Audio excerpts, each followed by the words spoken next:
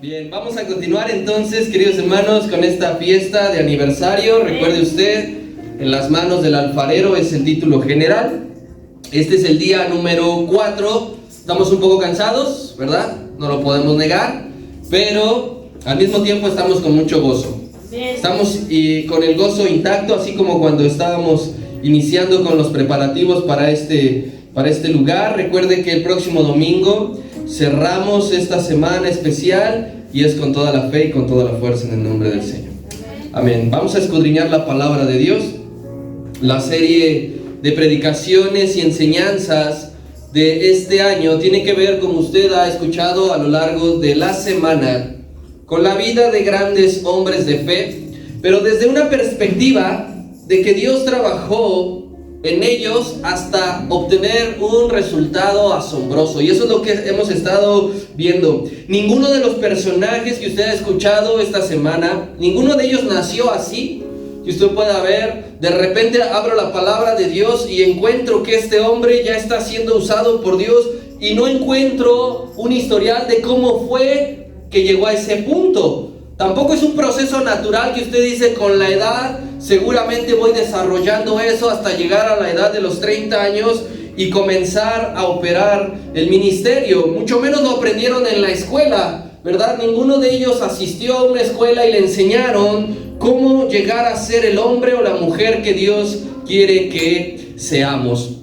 Y la pregunta que todos nos hemos hecho, ¿cómo es que entonces Dios logra hacer hombres y mujeres así? ¿Cómo es que Él trabaja en nosotros a base de situaciones específicas y muy puntuales que Dios tiene planeado y que Él tiene diseñado? Porque ninguno de los 5 personajes que hemos estudiado hasta ahora, ninguno ha repetido caso. El caso de Abraham no es el mismo caso de Jacob. El caso de Jacob no es el mismo que de José. El caso de José no es el mismo que de Moisés. Y el de Moisés no es el mismo que de Elías. Cada uno fue puesto en algún lugar bajo una situación en específico. A lo mejor el taller que Dios ha ocupado puede que se repita, porque la mayoría de ellos, por el lugar donde vivían, estaban en el desierto. Pero el método que Dios ha ocupado, ese sí que ha sido distinto. Hemos dicho que en las manos del alfarero hay muchas cosas de las cuales tú y yo amamos, pero que esas cosas las tenemos que estar dispuestos a sacrificar. Cosas que no van a ser fáciles de entregar, pero resulta que van a ser la aprobación, la comprobación de que temes al Señor. Porque cuando Abraham iba a entregar a su hijo, le dijo: detente, porque ahora conozco que temes al Señor. Esas cosas que nos duelen y que nos cuestan trabajo resultan ser lo que van a comprobar si amamos o no al Señor. En las manos del alfarero también hay promesas que se cumplen y milagros extraordinarios, como un hijo. La promesa que Dios te ha dado se va a cumplir durante el proceso. ¿Cuándo? No sabemos. Nosotros somos el barro y al ser tomados por el Señor entramos a un rumbo desconocido. No sabemos de qué manera Él nos va a moldear, si vamos a recibir el caso de Abraham, de Isaac, de Jacob, de José. No sabemos, no se nos va a revelar. Dios nunca te va a decir: bajo esta circunstancia es que yo te voy a formar. Pero es que si no pasamos por ese perfeccionamiento, en realidad nunca le seremos de utilidad al Señor. Así como somos, a la mitad, a 3/4, a 1/4, al 5%, no le somos de mucha utilidad. Él tiene que terminar la obra en nosotros. Vemos también que un joven de edad puede ser trabajado y así llegar muy lejos según los planes de Dios. No se necesita que tú seas un señor, o que seas casado, o que estés a punto de morir para que seas calificado. Un joven de 17 años o más incluso puede ser trabajado por el Señor. Y si tú quieres llegar a ser fiel ante las tentaciones del mundo, únicamente lo vas a lograr en las manos del alfarero. Porque la única forma en que José pudo escapar de la tentación era siendo trabajado por el Señor. Y algo que no nos gusta, el resultado final que quiere lograr el Señor en ti está muy por encima de tus sueños y tus deseos. Si tú quieres aspirar a algo, pero Dios tiene otros planes, así que ve deshaciendo tu agenda, porque el Señor tiene algo más grande para ti. En manos de Dios es que uno puede dejar atrás Egipto. Tu bello temperamento va a ser modificado, ¿verdad? Todos lo necesitamos aquí, ¿cierto o no? Cierto. Así que es también en Egipto, en las manos del alfarero, que uno va a adquirir valor para enfrentarse a lo que sea que esté en contra del Señor, como Elías, que se enfrentó a los profetas de Baal, solamente es en manos del alfarero. Si alguien podría decir, yo no me atrevo después de mucho tiempo todavía a predicar del Señor, es porque no estás en manos del alfarero. En manos del alfarero tú te puedes enfrentar a 450, 400 o 850 que se atrevan a negar la existencia de Dios. Y el proceso netamente es espiritual, será orquestado por Dios y es simbolizado con el trabajo artesanal de la alfarería, el cual literalmente Dios trabajará en nosotros y el resultado es arte en su máxima expresión. Querido hermano, cuando Dios está transformando tu vida, eres arte. No sé si tú crees eso. Así que cuando tú y yo lleguemos al cielo, solo habrá esculturas que Dios modeló y diseñó. Solamente habrá eso, con sus propias manos. No veremos únicamente a Abraham, Jacob, José, Moisés y Elías. Veremos a millares que hemos sido transformados por Dios. La Biblia nos enseña metafóricamente que Dios usa sus manos y dedos para crear. O sea, por eso es que somos tomados en manos del alfarero, porque metafóricamente la Biblia nos enseña que Dios ocupa sus extremidades para empezar a crear. Mire, vaya conmigo a Salmo capítulo 8. Cuando veo tus cielos, obra ¿de qué? De tus dedos, la luna y las estrellas que tú formaste, obra de tus dedos.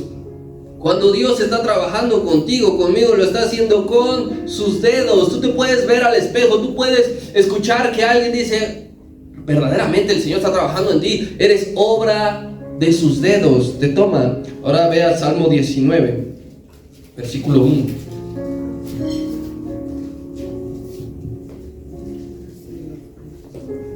Y dice, los cielos cuentan la gloria de Dios y el firmamento anuncia ¿qué? La obra de sus manos. Tú y yo estamos siendo trabajados en sus manos por los mismos dedos de Dios. Así que si tú ves a tu hermano que tiene al lado, no lo menosprecies, así como está, porque Dios está trabajando con sus propias manos en nosotros, en manos del alfarero. Y esta noche nos toca ver la vida del apóstol Pablo. Toca el turno de ver un hombre que yo considero, y usted no me va a dejar mentir, top en cuanto al tamaño de su llamado, ¿verdad? El apóstol Pablo está entre los más usados y entre aquellos que mejores resultados dio en el ministerio. Si pudiésemos hacer una escala, el apóstol Pablo tiene que ocupar los primeros lugares. Todos hemos escuchado en reiteradas ocasiones del apóstol Pablo, o aquí que levante su mano, ¿quién por primera vez ha escuchado del apóstol Pablo? Yo creo que todos lo hemos escuchado, porque se menciona mucho. Simplemente, si tomamos como base, como referencia, el libro de los Hechos, más de la mitad del libro de los Hechos habla acerca de cómo Dios usó al apóstol Pablo y de cómo lo llevó muy lejos geográficamente para realizar obras misioneras. Hemos oído demasiado del apóstol Pablo y usted y yo conocemos mucho de sana doctrina, de la doctrina de Cristo, gracias a que este hombre escribe 13 cartas para la iglesia. 13 cartas que siguen vigentes. No podríamos decir, bueno, las 2 cartas a Corintios únicamente era para ellos. Escudriñamos las 13 cartas y podemos darnos cuenta que su contenido también es para este tiempo. El contenido de las 13 cartas de este hombre es aplicable para la iglesia Embajadores de Cristo a las Naciones.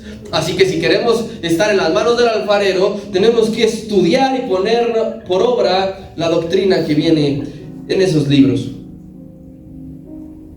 Los personajes que vimos durante esta semana, todos pertenecen al Antiguo Testamento. Todos. Y sobre todo una cosa que yo voy a resaltar: ninguno de esos 5 que vimos, ninguno hicieron cosas atroces contra el pueblo de Dios. Ninguno. Ni Abraham, ni Jacob, ni José, ni Moisés, ni Elías. Ninguno hizo algo en contra del pueblo de Dios. Este hombre, el apóstol Pablo, tiene la diferencia que no es del Antiguo Testamento, que es del Nuevo, pero sobre todo que luchaba para que el reino de Dios no se extendiera. Quiero que veamos ese detalle porque es muy importante. Los demás hombres estaban haciendo una vida, entre comillas, normal. Pero el apóstol Pablo estaba siendo oposición y resistencia. Como buen fariseo que era. Él era fariseo y pensaba que estaba obedeciendo a Dios, que estaba haciendo lo correcto, que estaba obedeciendo, pero en realidad era todo lo contrario. Y él no lo sabía. El apóstol Pablo mismo en Hechos 22 reconoce que era celoso de Dios en ese tiempo. Entonces él pensaba que lo que actuaba, que lo que hacía, que lo que llevaba a cabo era algo que agradaba a Dios y que defendía el reino de Dios. Y dice que era de la tribu de Benjamín, un fariseo celoso de Dios, de la tribu de Benjamín, se oponía a la obra de Dios. Y eso es lo más grandioso que hay que resaltar en primera instancia de este hombre.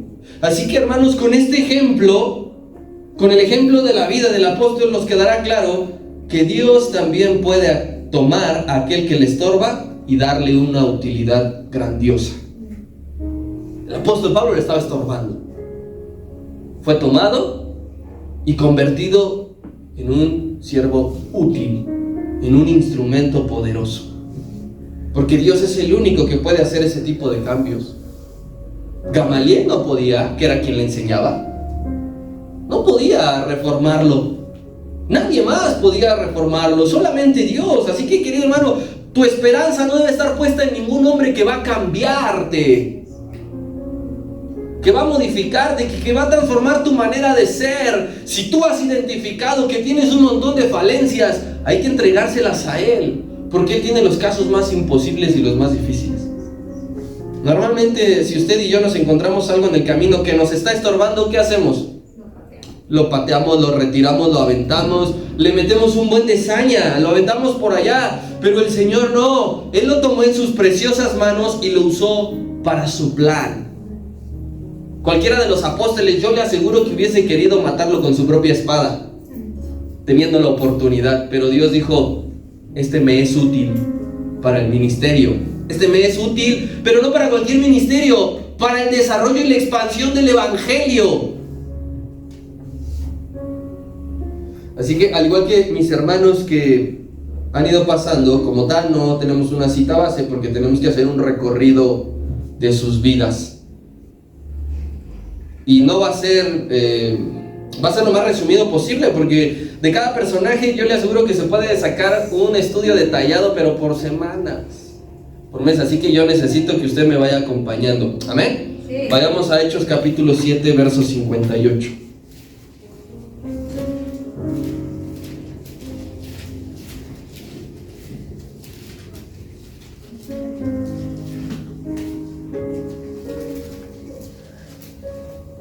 Y dice la palabra: echándole fuera de la ciudad, le apedrearon, y los testigos pusieron sus ropas a los pies de un joven que se llamaba Saulo. Voy a tener que apelar un poco a que usted conoce las historias para que nos ahorremos tiempo. Aquí estamos hablando acerca de cómo apedrean al diácono Esteban. Y cuando muere, dice que cae a los pies de un joven. En ese tiempo, un joven llamado Saulo. Yo quiero contextualizar que el apóstol Pablo ya vivía mientras el Señor Jesús obraba en su ministerio. Él ya estaba. Porque presumiblemente para este tiempo que acabamos de leer, el apóstol Pablo tendría entre 32 y 35 años. ¿Sí? Es decir, que el Señor Jesús no tenía mucho de haber muerto, y su obra poderosa, el apóstol Pablo ya era consciente. Y en ese momento participa de la muerte, conscientemente aprueba la muerte de Esteban. Participa de ello. Así que vamos a 8:1 de Hechos. Y dice: y Saulo consentía en su muerte, estaba a favor, aprobaba la muerte de Esteban. Y en aquel día hubo gran persecución contra la iglesia que estaba en Jerusalén, y todos fueron esparcidos por las tierras de Judea y de Samaria, excepto los apóstoles. Y hombres piadosos llevaron a enterrar a Esteban e hicieron gran llanto sobre él. Y Saulo asolaba la iglesia y entrando casa por casa arrastraba a hombres y a mujeres y los entregaba en la cárcel. Esto es lo que hacía este hombre, siendo preparado en la ley, siendo maestro de la ley. Él se dedicaba a ser un perseguidor de la iglesia. ¿Usted se imagina lo que representa entrar casa por casa y sacar sin tener ningún tipo de miramiento si es hombre o mujer, si está embarazada, si es anciana, si tiene alguna discapacidad? Dice que amablemente los llevaba, los arrastraba de los cabellos o de sus extremidades. Y este mismo hombre más adelante reconocería que no solamente hacía esto, que era blasfemo y que era injuriador del nombre de Dios. Y alguien podría decir, si no conociéramos la vida de este hombre, bueno, ¿y cómo es que están predicando acerca de él? Es necesario que recorramos su pasado, porque más hará grande la obra de Dios. Un blasfemo, un injuriador, un asesino, alguien que metía a cristianos a la cárcel. No hay que restarle peso a su pasado, queridos hermanos, así como no debemos de restarnos peso a nuestro pasado, porque eso impulsa más el poder de Dios. Que lo que era alguien de lo peor, todo el mundo le tenía miedo, se escondían de él. A la asombrosa labor del alfarero, yo no tengo dudas, querido hermano, de que cuando él ya escribía, y quizá eran sus últimos días, semanas de vida, venía a su memoria a cuántos le dictó muerte. Porque no es algo que se pueda olvidar tan fácil. Que él haya reflexionado y dicho y arrepintiéndose de que quizá fueron miles a quienes él dijo a la cárcel, sepárenlos de su familia, que a los niños no me importa que se queden huérfanos. Que él recordaba a cuántos humillaba arrastrándolos por las calles y se burlaba para llevarlos a la cárcel. Lo recordaba cuando él escribió de los pecadores, yo soy el primero. Él no decía, y bueno, sí, Dios ya me perdonó, pero aquello pues ya no sirve de nada. Su pasado sirvió para enaltecer todavía más el poder de Dios y reconocerse, soy pecador y aún el pecador número uno, Dios obra grandemente. Y si Dios obra grandemente en el pecador número uno, ¿cómo no va a obrar en el número 2, en el número 3, en el número 5, en el número 20? Por eso es que él decía, yo soy el primero, y quizás no sea el número 1 en la realidad, pero él decía, no importa qué es lo que has hecho, Él puede tomarte y Él puede transformarte. Para el alfarero, hermanos, ningún pasado es un problema. Ningún pasado representa un problema. A nadie le va a decir, rebasaste el crédito de maldad. Todo el mundo tiene hasta acá y tú llegaste hasta acá. No puedo considerarte, ni siquiera puedo mirarte. Él puede tomar el peor barro, lavarlo y comenzar a amasarlo. Y eso era lo que es el apóstol Pablo. Era el peor barro que había en ese momento. Pero él dijo, vamos a comenzar a lavarlo. Y después de que se lave, de que se le quiten esas imperfecciones, con mis dedos y con mis manos voy a comenzar a hacer algo que nadie se imaginaba. Y aquí hay algo importante, hermanos. Aun si tú no te autopercibes en este momento como un vil pecador, eso no es motivo para que Dios no obre en ti, porque el apóstol Pablo no se autopercibía como un pecador. Volvemos a lo mismo, él pensaba que estaba haciendo bien. Él no pensaba que estaba haciendo mal. Si tú en este momento dices, yo estoy haciendo las cosas bien, no tengo tantos defectos como otros. Si tú no te autopercibes como un vil pecador, o a lo mejor si dices, lo reconozco, no tengo posibilidad de ser moldeado por Dios porque soy el peor de todos. Queridos hermanos, si es un caso o el otro, la mirada del Señor está apuntando hacia ti. Te tiene fijada su vista. Yo no imagino la cantidad de personas que estarán en el cielo allá con nosotros en la presencia de Dios, que por mucho tiempo fueron ateos y se dedicaron en cuerpo y alma a burlarse de la existencia de Cristo, a burlarse de los seguidores del Señor, a dudar de que fuera real, pero que terminaron siendo un gran instrumento para la propagación del Evangelio. Allá arriba nos encontraremos testimonios como de estos. Es decir, 15 años yo me dediqué a injuriar a la iglesia, pero hubo un momento en el que Él me tomó y a partir de ese instante yo comencé a hacer todo lo contrario. Va a haber un montón en el cielo, hermanos, un montón de este tipo. Muy seguramente tu pasado, al igual que el mío, no es decoroso, pero ustedes y yo fuimos tomados por Dios sin que Él se lo haya pensado dos veces, sin que Él haya dicho, híjole, y este como que no tiene solución, como que este de plano sí, ni su mamá lo quiso, este sí no se puede, no hay nada que hacer, no. Aún si tu pasado es el peor de todos y te avergüenzas y no te enorgullece, a pesar de todo, Dios no se la pensó dos veces y dijo, voy a hacer algo con él o con ella. Y hoy vayamos a Hechos capítulo 9.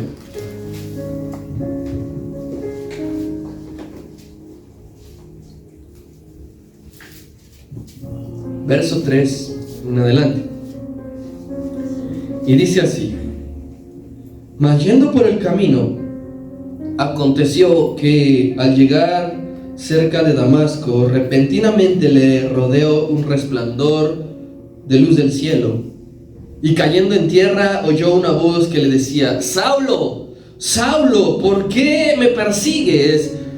Y él le dijo, ¿quién eres, Señor?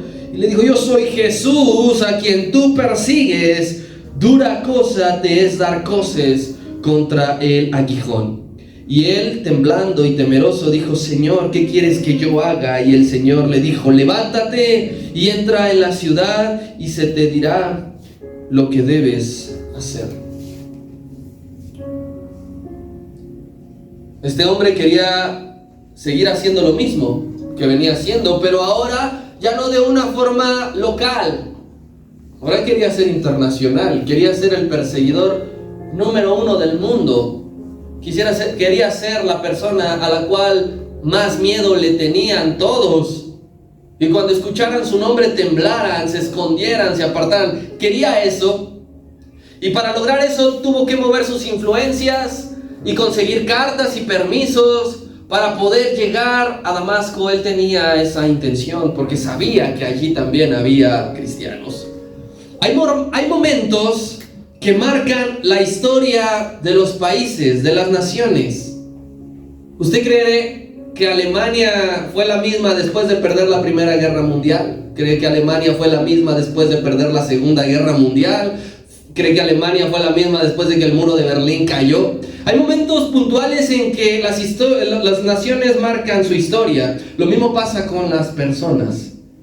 Este que acabamos de leer es el momento exacto en que Saulo fue recogido en las perfectas manos del alfarero.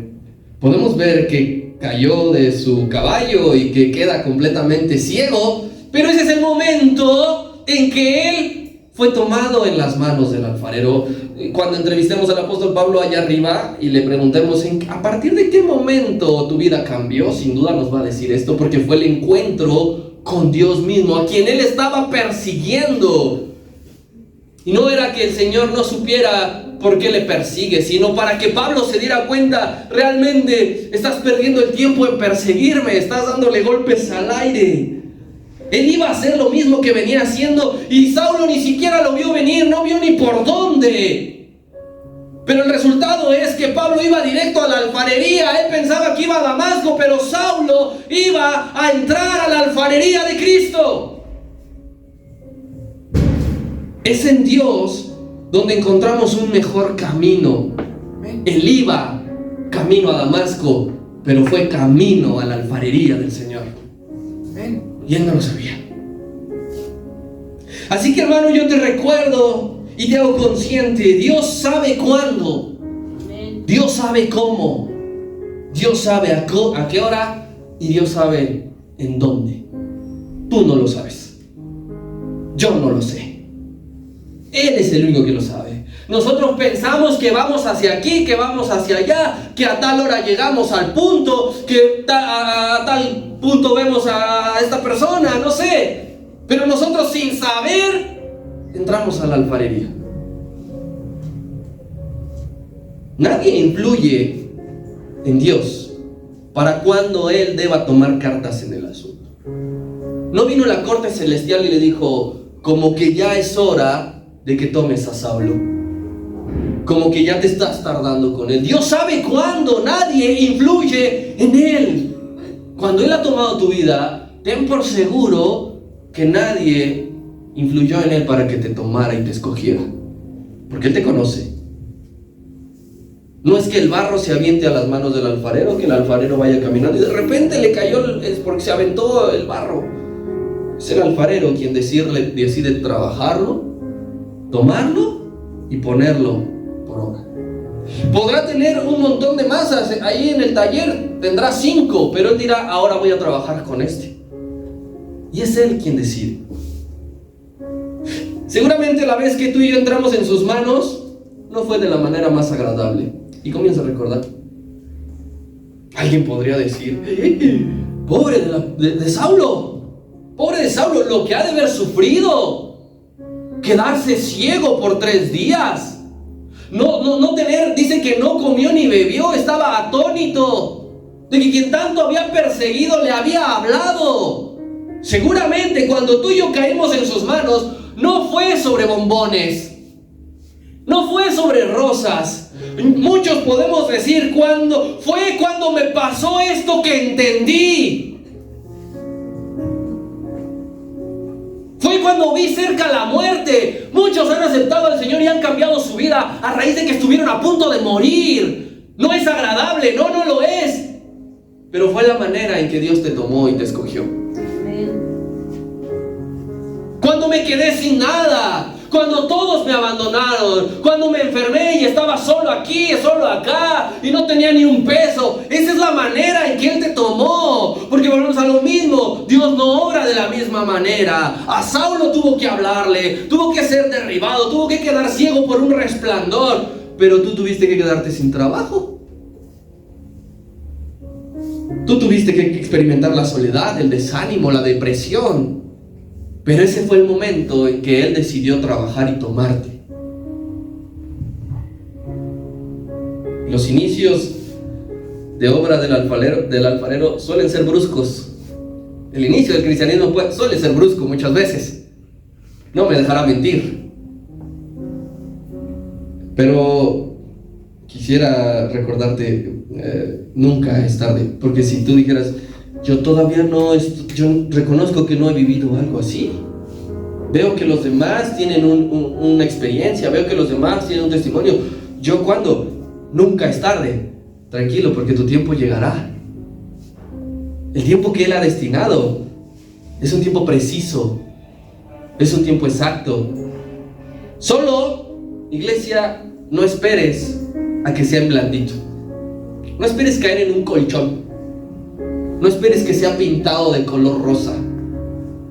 Escudriñemos la Biblia y veremos que cuando todos los hombres empezaron a ser trabajados por Dios, todos la pasaron difícil. ¿Y quiénes somos tú y yo para brincarnos eso? El hecho de que hayas hecho la oración de fe. Yo ya hice la oración de fe. Acepté al Señor en mi corazón. El hecho de que ya te hayas bautizado, ya bajé a las aguas. Mi vida pasada quedó enterrada. El hecho de que asistas a la iglesia no significa siempre que estés dentro del proceso todavía. No te vayas con la pinta. No te dejes engañar. No debemos confundirnos. Solo es cuando verdaderamente entregamos nuestra vida a Dios, pero por completo. Es allí cuando puedes decir, ya estoy en manos del alfarero.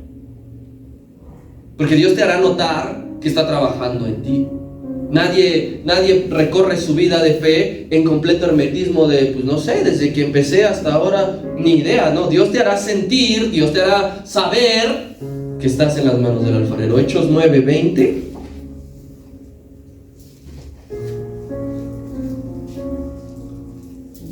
Y dice, enseguida predicaba a Cristo en las sinagogas, diciendo que este era el Hijo de Dios. Salta al 22 y dice: pero Saulo mucho más se esforzaba y confundía a los judíos que moraban en Damasco, demostrando que Jesús era el Cristo. Estos dos versos que acabamos de leer, el verso 20, su palabra clave es enseguida. Enseguida predicaba. Y del verso 22, la frase clave es mucho más se esforzaba. Porque esas son señales de que tú le has dado sí al Señor, que enseguida te levantas. No es que dices: estoy en manos del alfarero, pero él me va a esperar 3 años a que termine, a que encuentre trabajo, a que tenga estabilidad económica, a que encuentre el amor de mi vida. Quien está en manos del alfarero se levanta enseguida y predica. Quien está en manos del alfarero dice que mucho más se esfuerza, porque está consciente de lo que ahora es, de lo que ahora vive, de que su tiempo ha cambiado. Mucho más se esfuerza. Él se esforzaba. Nadie tenía que arrearlo. Nadie tenía que amenazarlo. Nadie tenía que estar atrás de él picándole las costillas. Él mismo se esforzaba porque entendía que Dios se le había aparecido y que quería algo con él. Amén. Así que no te intentes engañar a ti mismo. Si enseguida predicas y si te esfuerzas mucho más, estás en manos del alfarero. Si no, estás perdiendo el tiempo. ¿Por qué? ¿Por qué, hermano? Porque en manos del alfarero yo quiero decirte que se pagan ciertos precios. En manos del alfarero se cosecha lo que siembras. Dice, en mi vida pasada hice esto, Dios ya me perdonó. Sí, en manos del alfarero vas a cegar lo que sembraste. Hechos 9:23. Y dice: pasados muchos días, él se siguió esforzando y siguió predicando y siguió convenciendo a la gente que ya era cristiano. Y entonces dice: los judíos resolvieron en consejo, ¿qué pasó? Matarle. Lo mismo que él había hecho muchas veces, reunirse en consejo para matar a muchos. Ahora se le devolvía. Ahora hacían complot en su contra. Y no fue la única ocasión esta. La sentencia de muerte lo persiguió el resto de su vida. ¿Hubo latigazos más de una vez? La Biblia registra varios momentos en que el apóstol Pablo fue latigado. Fue apedreado más de una vez. En una ocasión lo consideraron ya hasta muerto. Hubo cárcel más de una vez. Así para que tú dijeras: yo ya pasé entonces la prueba del desempleo, yo ya pasé la prueba de la enfermedad, yo ya pasé la prueba de la soledad, yo ya pasé la prueba tal. No es nada más una vez. El nivel tendrá que ir aumentando. Y es esto precisamente lo que espanta y ahuyenta a muchos. El pasar de ser perseguidor a ser el perseguido. El pasar de ser el que se burla a ser el burlado. Eso es lo que muchos temen. Pero déjame decirte una cosa para que no te espantes, porque quiero aclararte eso de que se cosecha lo que siembra en manos del alfarero. Dios es justo, hermanos. ¿O tú crees que Jacob se la brincó? Le hicieron exactamente lo mismo. Ya estando en proceso de transformación, con el apóstol Pablo es lo mismo. Así que usa un poco tu pasado, no para atormentarte ni para autoflagelarte. Ocupa un poco tu pasado para que empieces a entender qué es lo que Dios te va a enseñar con él y qué es lo que Dios te va a trabajar con tu pasado, no con mi pasado. Dios no va a trabajar en mí con tu pasado. Dios no va a trabajar en ti con mi pasado. Cada uno. Dios es honesto también. Y esa honestidad hoy te la estoy compartiendo nuevamente, porque Dios no engaña a nadie con propaganda barata como la que hoy día podemos ver en las calles y en las mega iglesias. Recibe tu milagro, regresa a tu casa y sé feliz. ¿Qué necesitas? Una casa, un auto, papeles legales. Ven y recíbelo y listo. Esa es propaganda barata. Pero el Señor no engaña a nadie, porque Gamaliel, cuando estaba dudoso, le dijo: no, Señor, ¿cómo me mandas a la calle llamada derecha a orar por este? ¿Qué tal si es un plan de él y me mata? Le dijo: tranquilo, porque el que va a sufrir es él, porque yo le mostraré cuánto se padece por mi nombre. ¿Eso es engañar? No, eso es decir la verdad. Y es la misma verdad para ti y para mí. Cuando entramos a las manos del alfarero, Dios nos va a enseñar cuán necesario es padecer. Y en ese padecimiento está cosechar lo que sembramos en nuestro pasado. Dios ya nos perdonó, sí, hermano, pero no pienses que el perdón y el llamado de Dios anula la consecuencia. No lo pienses. ¿Por qué te vas a sorprender cuando te venga? Más bien, va a ser una herramienta que Dios va a utilizar en lo que va a formar un hermoso y una hermosa mujer de Dios. Y nadie dijo amén. Pensé que sí. ¿Tantas deben? Mejor es pedirle al Señor que aquello que estás pasando, que vas a pasar, sirva como parte del proceso en el que estás, en el que Él ya nos ha metido y nos ha introducido. Solo en las manos del alfarero hay evidencia innegable de tu llamado. Y ese llamado te llevará más lejos de lo que tú mismo has soñado. Tus sueños y mis sueños tienen un límite, no sé si lo sepas.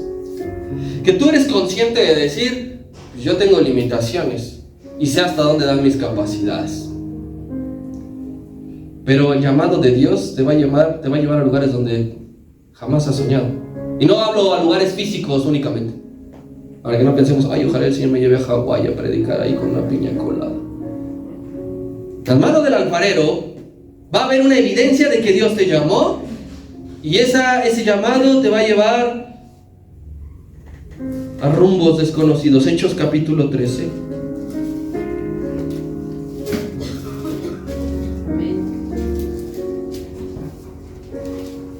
Y dice: había entonces en la iglesia que estaba en Antioquía profetas y maestros: Bernabé, Simón el que se llama Níger, Lucio de Cirene, Manaén, el que se había criado junto con Herodes el tetrarca. ¿Y quién está ahí? Saulo. Y dice que todos estaban en un culto, ministrando al Señor y chismeando, ayunando, perdón. Dijo el Espíritu Santo entonces: apártenme a Bernabé y a Saulo para la obra que los he llamado. Y entonces, volviendo a ayunar, volviendo a orar, les impusieron las manos, y que Dios les bendiga. Saulo estaba haciendo lo que estaba haciendo siempre. Ahora ya no estaba persiguiendo, ahora estaba en la iglesia, ahora estaba en el templo, ahora estaba orando, estaba ayunando, estaba en compañía, platicando, predicándose, enseñando. Estaba haciendo eso, y llegó nuevamente el alfarero y le dijo: no, nada más te quiero para esto aquí. Y lo volvió a tomar y le reveló un plan. Le dijo: hay que salir a predicar y hay que llevarlo a otras ciudades, a otros pueblos. Y quiero decirte aquí, para relacionarlo con que el llamado de Dios va a llegar mucho más lejos que tus sueños. Desde luego Pablo conocía el mundo, ¿verdad? Pablo conocía el mundo de esa época. Era ciudadano romano, Pablo. Él había viajado por todo el imperio. Él no tenía ninguna complicidad. Él tenía toda la facilidad del mundo para moverse de un lado a otro sin restricción. Era como ahora la visa. Tú no puedes viajar a cualquier lado. ¿Quieres entrar a un país sin visa? Te van a dar una patada, luego te digo dónde. Pero el apóstol Pablo no. Conocía el mundo, pero lo conocía de una manera en que no era su propósito. Y nada de ese conocimiento y esas ciudades y esos lugares se comparó a lo que una tarde de culto Dios le reveló. Recorrer las mismas ciudades, pero ahora predicando el evangelio de Dios. Pero ahora haciendo para lo que Dios lo había tomado. Y déjame decirte lo siguiente. Tu vida profesional puede ser muy exitosa. Muy exitosa, porque sé que te empeñas y le pones lo mejor. Tu vida profesional te llevará a conocer, te llevará a probar, te llevará a tener. Pero nada de eso es equiparable cuando tu destino se lo entregarás al Señor. Nada de eso. Porque Él va a utilizar todo el conocimiento de tu preparación, pero le dará otro rumbo. No se van a cumplir tus sueños, o al menos no del todo, pero Dios te dará un sueño mucho más grande y que te sentirás en paz. Porque cuando el apóstol Pablo moría, él se sentía en paz. Él no decía, y lamento haberle entregado mi vida al Señor. Él no decía, me arrepiento. Él no decía, jóvenes, no lo hagan. Podemos ver que después de ser estudiado, leído, recorridos el mundo, tener un negocio, una empresa propio, él decía que había terminado la carrera y que había valido la pena. Amén. Así que, querido hermano, hagas lo que hagas, dedícate de lo que te dediques, créeme que tu profesionalismo será mucho más allá en las manos del alfarero.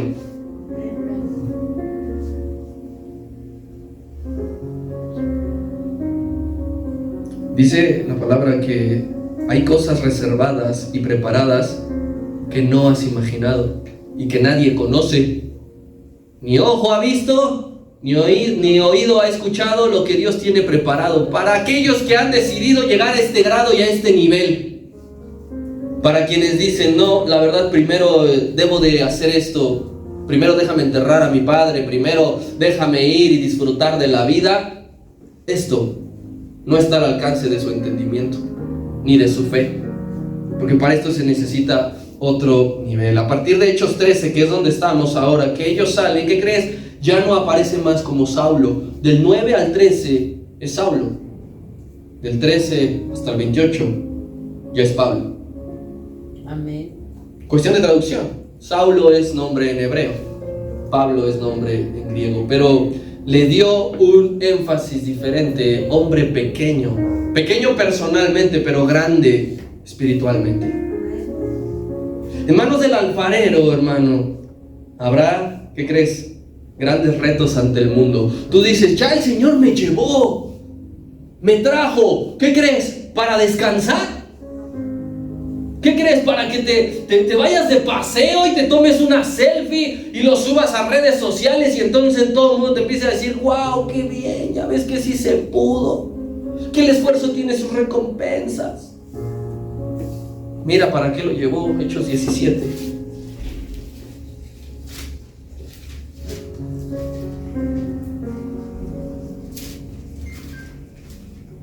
Verso 18.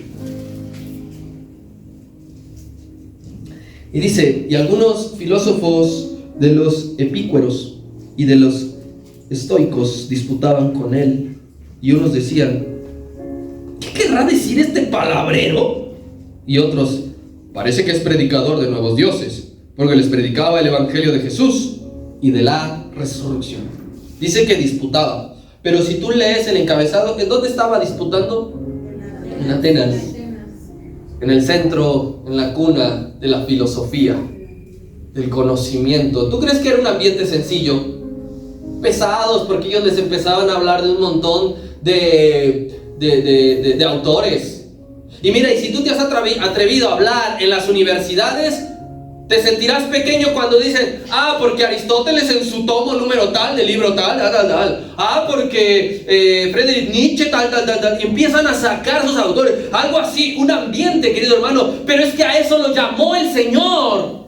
Amén. Este era otro ya nivel, este ya no era el nivel de ir camino a Damasco y quedar ciego reflexionando, ¿para qué me llamó el Señor? Este no era el nivel de estar encerrado en el templo, orando y ayunando. Este era el templo de salir y pregonar el evangelio, pero te vas a encontrar ante grandes retos.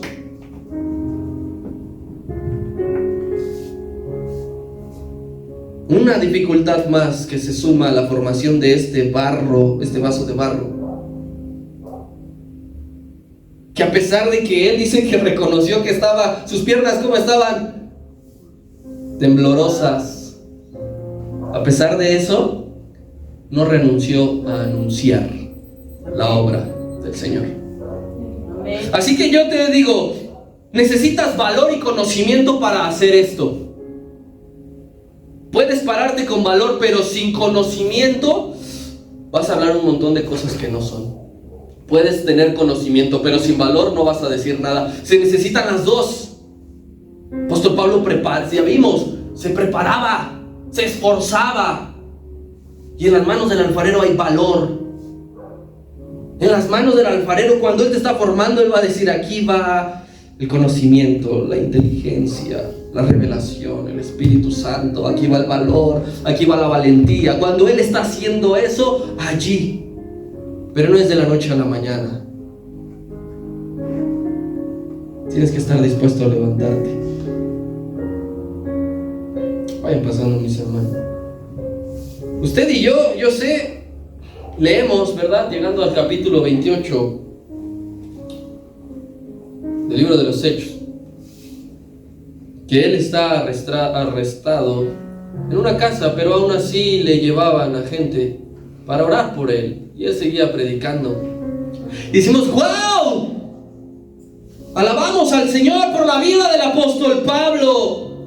Muchos de ustedes y yo hemos soñado y deseado tener su nivel de respaldo. ¿Quién no? Su nivel de conocimiento, lo vemos en la palabra y decimos: quisiera tener el 10%. Pero pocos son los que están dispuestos a transitar por su mismo proceso. ¿Tú crees que Dios no puede hacer lo mismo que hizo en ti? ¿Tú crees que no lo puede repetir? Es decir: ya se me acabó el poder, se me fue todo en la vida de Saulo y de Pablo, se me fue. No, Dios puede hacer lo mismo, pero hay que estar dispuestos a transitar por el mismo proceso que pasó este hombre. Y solamente así. No podemos decirle: te paso un cambio, Señor, para que me brinque todo eso, o házmela más fácil. Ya vimos que para que Eliseo recibiera el manto tuvo que estar. Yo quiero que tú notes el común denominador de todas las historias que hemos visto esta semana, que para que Dios haga grande a alguien, primero lo quebranta en pedazos. Primero lo rompe así en 1000 pedazos y junta los montones. Así que, hermano, si tú quieres ser grande en la fe, Él te tiene que romper. Pero tranquilo, no estás en manos de un inexperto. Muchos de los eslogans de los mecánicos dicen: no deje en manos de inexpertos su radiador. Usted no deje en manos de inexpertos su vida, entréguesela a Dios. Porque cuántos y cuántas vidas no ha transformado. Cuántas y cuántas vidas usted no conoce fuera de este lugar y fuera de este libro que Él ha cambiado. Entonces, ¿qué espera? ¿Y por qué sigue dudando para entregarle su vida? Si dice: hizo algo extraordinario en este hombre, puede hacer algo contigo, pero no dudes. No dudes. Él seguirá moldeando nuestras vidas y Él seguirá moldeando esta iglesia. Pero hay que caminar en fe. ¿Quién va a estar dispuesto? Vamos a dar un aplauso a Dios. Vamos a ponernos de pie en esta noche.